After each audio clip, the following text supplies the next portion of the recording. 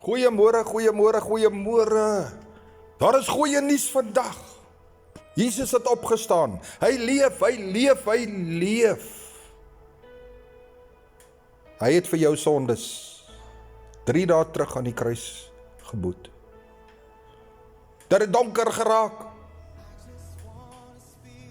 Die aarde het geskit, daar was donder weer betrokke, dit het duisternis geraak oor die aarde. Die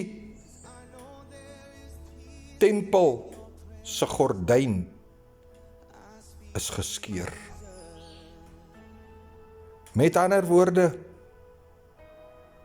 daar is die daad reeds gedoen.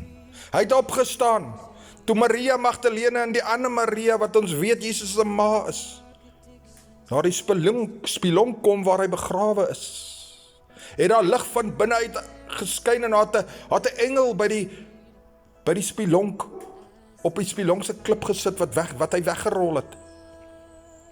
En hy sê, hoekom kom soek julle die dode, hy leef.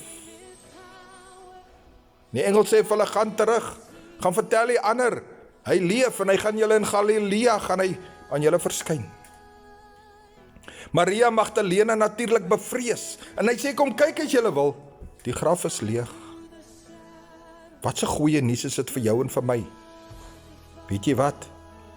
Jesus het eers afgevaar en die doderyk ingegaan en die sleutels van die Satan geneem, die Satan oorwin, sodat hy kan sê, as jy 'n gelowige mens is, as jy Jesus aanneem, is die Satan onder jou voete, hy het geen reg oor jou lewe nie.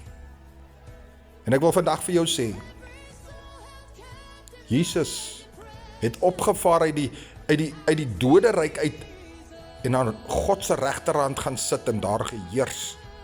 Maar hy het nie van ons af weggegaan nie, want hy het vir ons die trooster, die Heilige Gees, die Gees van God gestuur, om in ons te woon.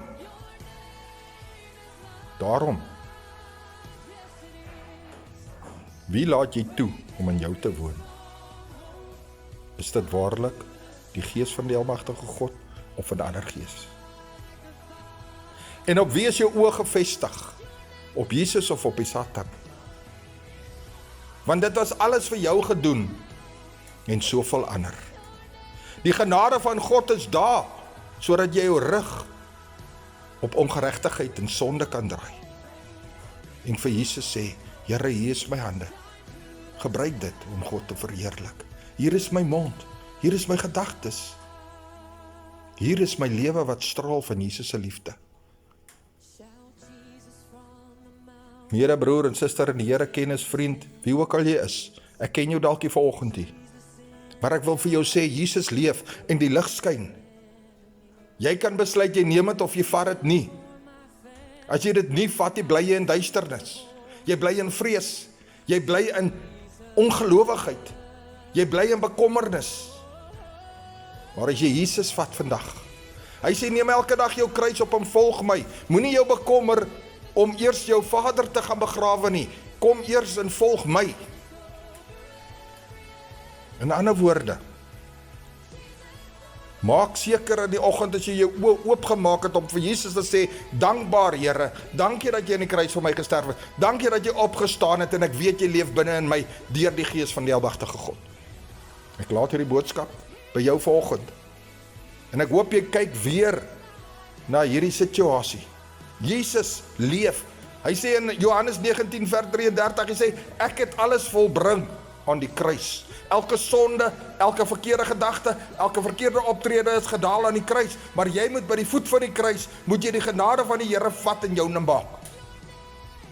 Ek laat hy besluit by u vanoggend. Brood en water, 5 minute woordbediening. Seën groete. En ek sê weer, hy het dit alles gedoen, want hy is so lief vir jou. Amen.